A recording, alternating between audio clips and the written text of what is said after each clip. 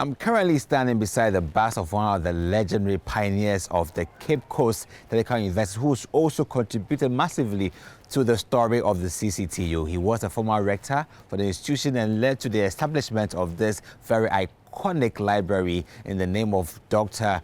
John Kofi Bossa. And that is why we're meeting my guest for this episode on AAU Talks as we discuss building a solid foundation for African higher education institutions in terms of internationalization.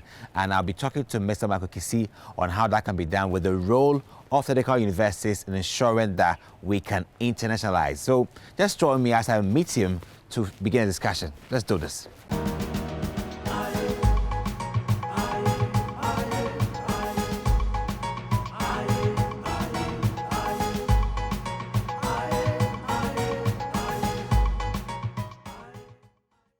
We're finally seated here at the round table with Mr. Michael Kissi to discuss building a solid foundation for internationalization for African higher education institutions, the role of technical universities to this cause.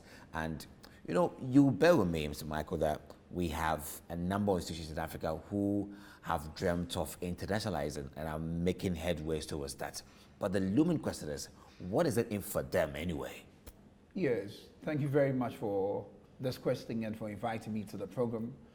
I think that any tertiary institution where it's sought have no option but to internationalize because it's a global trend, and there are a lot of benefits in internationalization because of the global world we're living in, where countries are collaborating and corroborating towards the performance of different activities, whether economic, academic or educational, in different fields. So you can see we have the EU, the United Nations, the African Union, and regional organizations like ECOWAS, SADC, and all of that. It's all towards making sure that we can synergize, where we know with synergy 1 + 1 is 10 rather than 2, you see. So we have no option to internationalize because one, it helps us to be able to maximize the use of our resources in one sense, and also helps us to benefit from best practices that other institutions or competitive advantages that institutions have to actually make sure it can leapfrog our development as tertiary institutions within the African space. Because if we want to go it alone, that means that we need to actually mobilize resources to be able to develop new programs. Whereas there are other institutions, either within the country or even outside the country or globally, that have experience and expertise and competitive advantage and are willing to even lend us their faculty and lend us some resources for us to kickstart maybe programs, new programs we want to do, which we may not have competitive advantage. And so there are a lot of benefits to gain from internationalization and globalization, such that no tertiary institution can do without them. We indeed need to globalize and actually internationalize to stay competitive, to ensure our survival, to ensure even the training of our students, because ultimately we are training our students for the world of work. But within the global context we live in, they may not only be employed within the context of the country. They may have job opportunities within the sub-region, the ECOWAS sub-region, or even outside. And if in training them in our tertiary institutions, and also within our technical universities, to be very specific, we didn't take into consideration that international perspective. One of which could be, for example, language training. Learning how to speak French, being especially Ghana surrounded by Francophone African countries, and looking at the way even Chinese companies are playing a key role within the African continent, or even including Chinese, the learning of Chinese, whether they are engineering, tourism, post-harvest student, then we will be shortchanging actually our students. So we have no option if we want to stay competitive and actually survive as tertiary institutions within the global space and within the African space to actually internationalize or to take into consideration internationalization and globalization in terms of the development of our curricula, the delivery of our curricula as well. You know, accepting the inevitable competition that awaits us on this table of internationalizing, calls that we must be very prepared and organized to bring something to bear, bring to the table something unique to get recognition on this international phase. What is the component pack that African universities are bringing on board? What are we bringing on board to this international sphere space? Yes, very, very good question. One of the things we as African universities within Africa bring on board is, now there's attention on Africa. We have been seen as a third world or a marginal, and therefore we are yet to be fully discovered by the world. So one of the things we bring on board is innovation, or let us say uniqueness. We're also seen as very culturally rich, culturally rich, and let us say when we're talking about research, there are a lot more research that needs to be done, especially within Africa. There are a lot of areas. Those in the first world are probably over-researched. They have done all the research, covered even the Arctic and Antarctic and all of that, but attention had not been paid to Africa. So Africa provides a lot of opportunities for research, from archaeology to zoology. So that is what we bring on board. A germane, virgin area for research, for education, for contributing to the global space. So that is what we bring, apart from the fact that being a very culturally rich continent like that, collaborating with us would help to enrich whatever debate is actually happening in different sectors. Apart from that, Africa also has a lot of mineral resources, which the universities in the first world and across the world can collaborate with African universities to see how we can actually, how to best, let us say, mine them and use it for the good of Africa and for the world. So there are a lot of things we can contribute.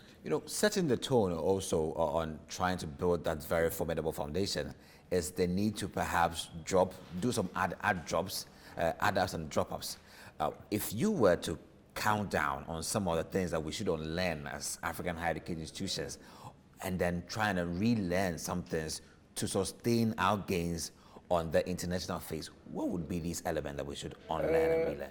For me, one of the things we need to unlearn is the anything goes. We need to pay more attention to quality assurance. Some of the time we have not paid attention to quality assurance in our delivery or training of our students, in the research we do and all of that. But if we want to actually be taken seriously and participate fully in internationalization, then the minimum standards that internationalization requires, we need to meet it. And there are minimum standards indeed that are required. And those standards can be met by ensuring that we are paying attention to quality assurance, making sure that in the training of our students is rigorous, making sure the research we do is rigorous. There's no cutting of corners and all of that.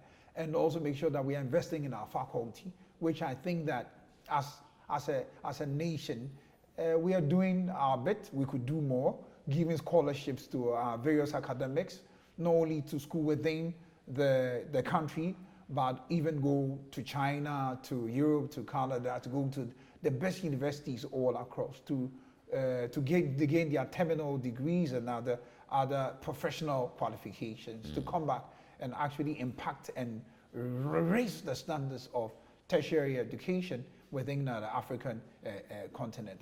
One other thing is that sponsoring faculty to actually go out there to gain international exposure. They build relationships. They become culturally fluent.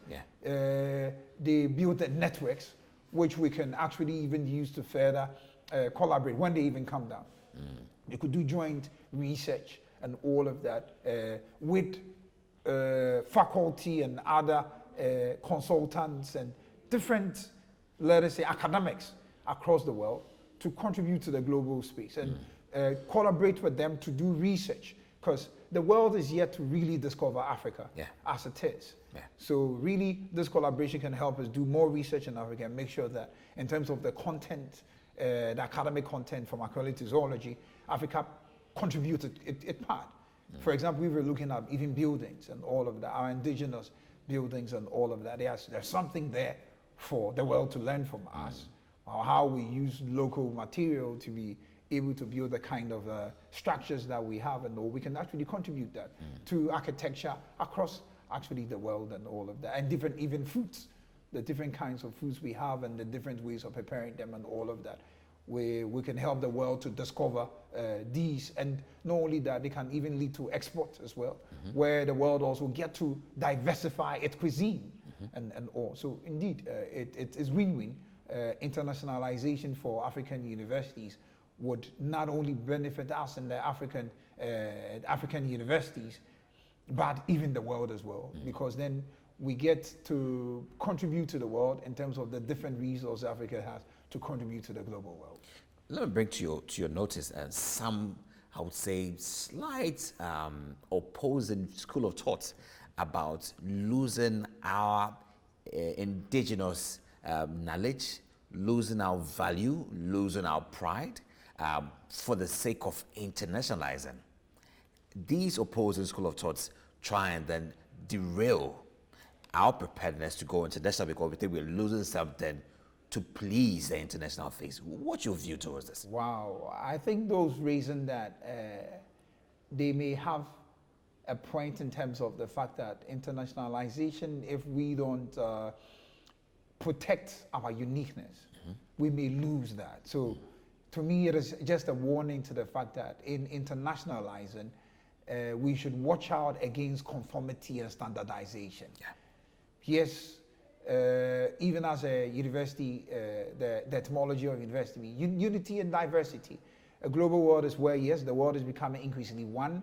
There is the acculturation, especially the bigger economies or the cultures, the first world and all of that. There will every time be an attempt to want to standardize and all of that. But the point is that what we can bring to the international life is our uniqueness.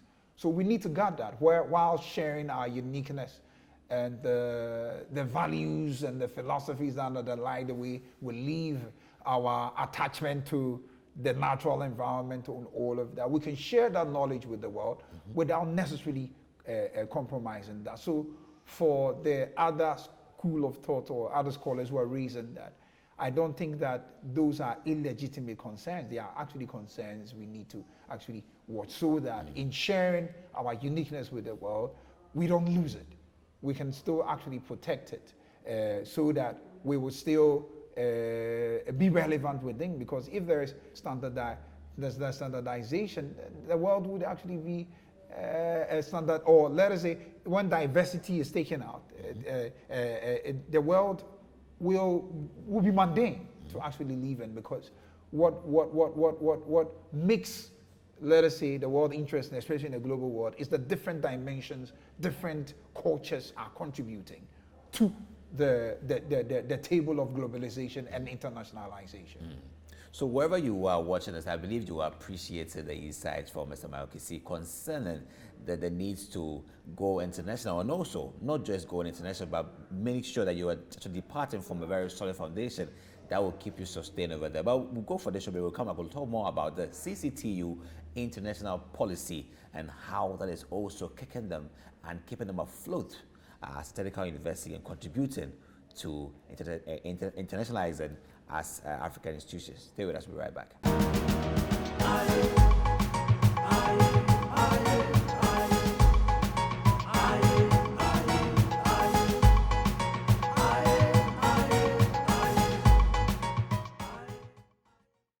If you're just joining in on AAU Talks, the voice of higher education in Africa, I'm right here at this iconic library.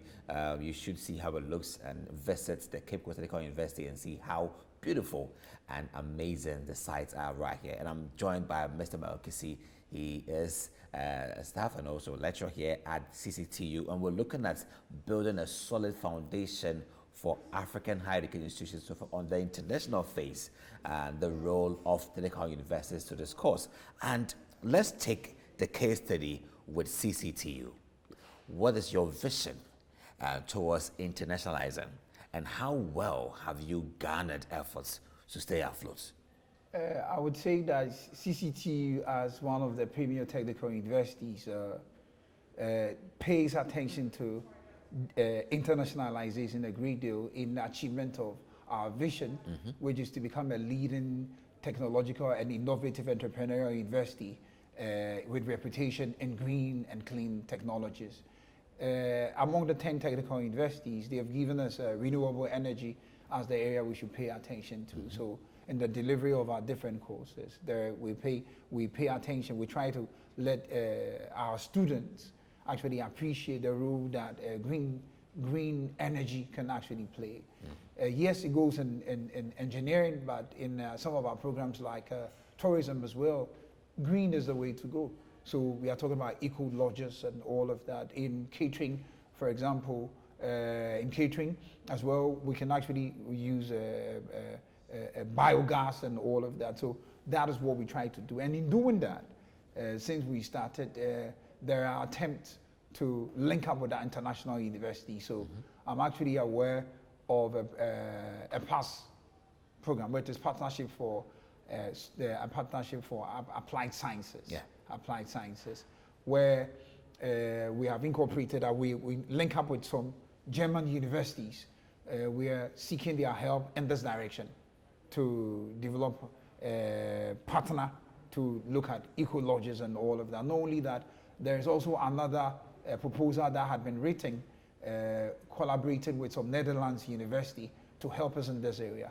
And not only that, we have had a number of programs like the TALIF, Teaching and Learning Innovation Fund, which was sponsored by the Netherlands government and facilitated by the Ghana Tertiary Education Commission, which was formerly the National Council for Tertiary Education, which we have tried to benefit from. So our management encourages us to actually submit proposals, demand-driven proposals and all of that. So as far back as 2004, we have won a number of TALIF projects. And some of the areas that are benefit is the library, the fashion department, the tourism department, and the engineering and all of that. So different programs. There was also the Netherlands Initiative of Capacity Building and Higher Education, which we have also won, apart from the past I've actually spoken about. We also know that the Skills Development Fund, which is managed by the CODVET, or now the Commission for TVET. It's also sponsored by, I think, the Danish government and all of that. Management has encouraged us to actually submit a number of proposals, and we won a proposal to develop, especially in the area of tourism, the operationalization of IATA, which is International Air Transport Association. They are training here. Yeah. You see, so indeed our management pays attention to internationalization so that we can actually collaborate with universities across the world, especially also in the Western world, to be able to deliver training, to get capacity and funding and let us say equipment in the training of our students. Our students also, based on our vision to also make sure we internationalize, we have taken advantage of opportunities to offer our students exchange programs. So for over the past 10 years, we have had our students from our different faculties, the School of Engineering, the School of Business, the School of Applied Art, and the School of Applied Sciences and Technology, being selected by the US Embassy to actually go for a one-year program at the United States of America. And they come back and then share their experiences with faculty and students as well. So the management of CCTU is indeed committed to ensuring that we pay attention to internationalization in the training of our students, and indeed is pushing for more of such collaboration, which would help us get equipment, get visiting lectures and all of that. Not only has it actually helped in terms of people coming down, but even as part of the past project, which is span over 5 years, every year we have had our lecturers and a few of our students actually even visit Germany for conferences, for learning about how they do their things and when they come down, share with faculty and all of that to actually make sure that we stay competitive and we actually incorporating best practices in the development of our different curricula. I think that's where you have to be. Keep telling your story your own way and being innovative and quite diversified in what you do. But what do you believe is the role of your strategic stakeholders to keep you where you want to be as internationalized, as more impactful on the global table? What is the role of these key strategic stakeholders that you hold on to help you stay afloat? Yeah, so the role of our strategic partners, example, the Ghana Tertiary Education Commission, is to keep on making available opportunities for international collaboration. I would say that the past project actually emanated from in 2015 as part of converting the polytechnics to technical universities. The government of Ghana, together with the then NCTE, working to bring the then polytechnics, the management and the faculty of the technical universities to collaborate, seek partner institutions from Germany to find ways by which they could actually help us in transitioning from polytechnics to technical universities. Yeah. So that is what we're expecting, more of such projects to go on. Then we have an amateur lab. We also have an ultra modern engineering lab that can, for mechanical, for electrical, and the building technology and all of that. And all of these things were facilitated by the Ghana Tertiary Education Commission. So what we are seeking from our strategic stakeholders is for them to make available more of such opportunities for us with the international stakeholders as well.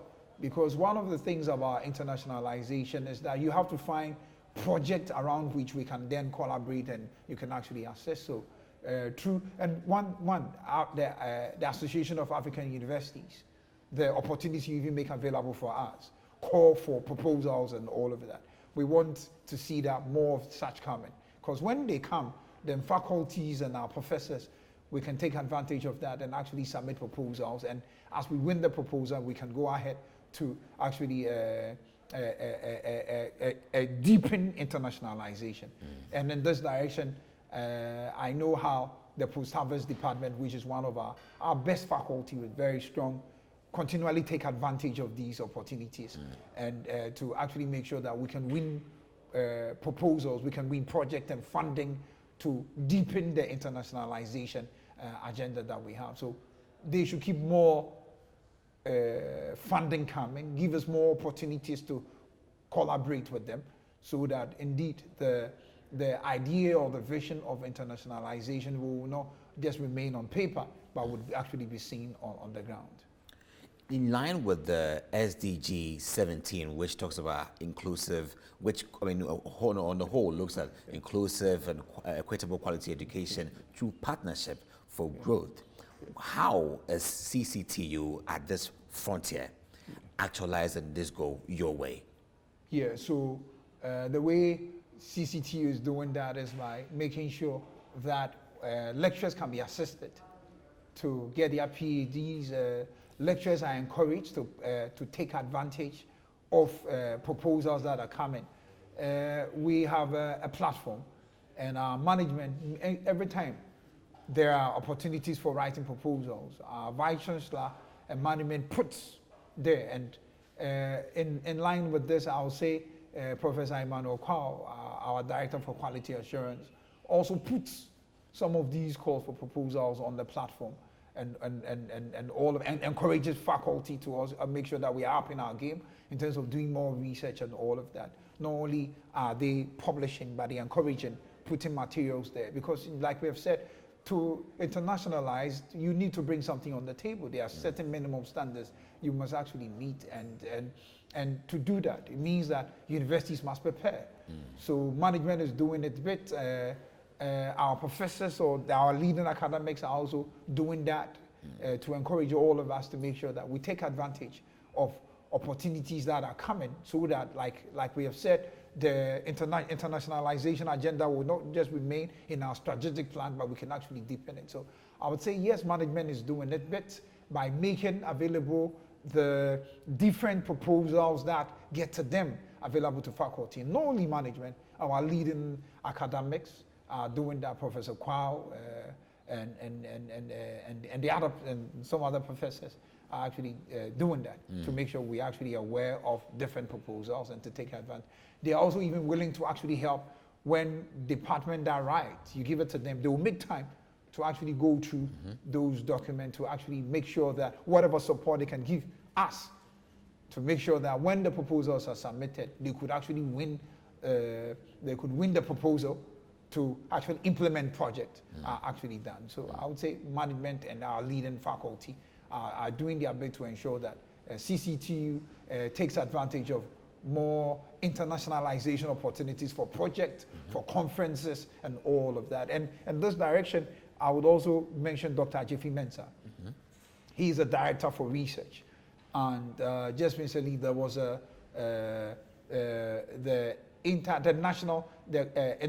conference of technical universities, and he was encouraging faculty to actually make sure that they submit proposal. Management actually also made sure it made funding available for our faculty to actually represent the university at the conference that took place at the Accra Technical University. So management is doing well, and I know more of such support would actually come to actually ensure that we take advantage of internationalization to remain competitive and to up and to develop our curricula and position us very well to contribute to the nation's development as well. It's been very interesting thus far.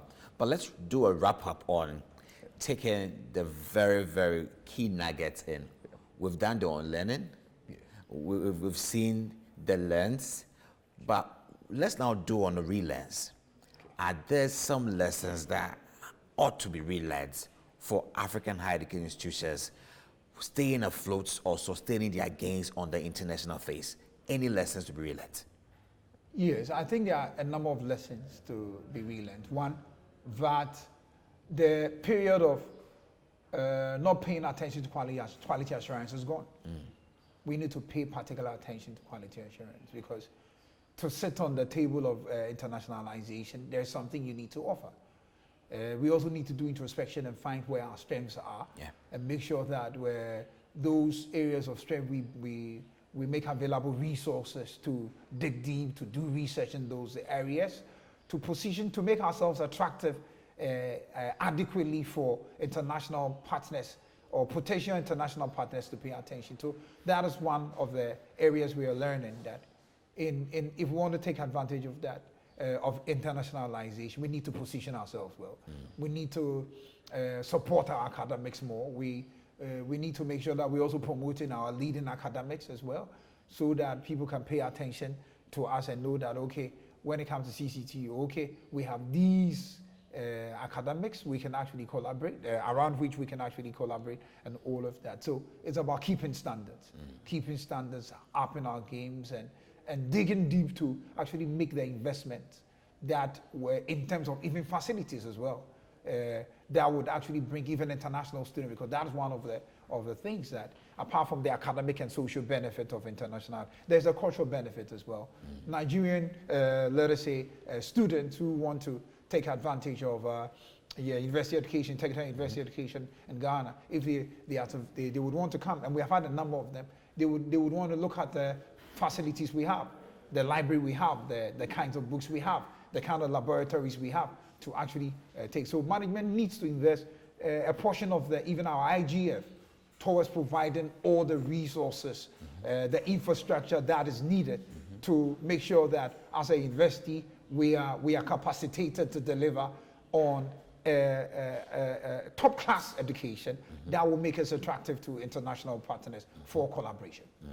So simply from the words of Mr. Michael Kissi, it's all about strategically gaining good depth of quality standards to be able to stay afloat and competitive on the global table, to regionalize, internationalize, and also staying globalized. That is where time affords us on this very, very interesting episode on AAU Talks. We looked at building the solid foundation for African higher education institutions to internationalize, and basically the role of technical universities. And CCTU has set their record straight on how they've been able to rise this far, this high, internationalized, and also sustaining their gains on the global phase. Thank you very much, Mr. Michael Kissi, for your time and insights, and we'll come your way another time with another episode of AAU Talks as we stay poised to inform, to transform. My name is Ajimoa Chudako. Have a nice day and be safe. Bye.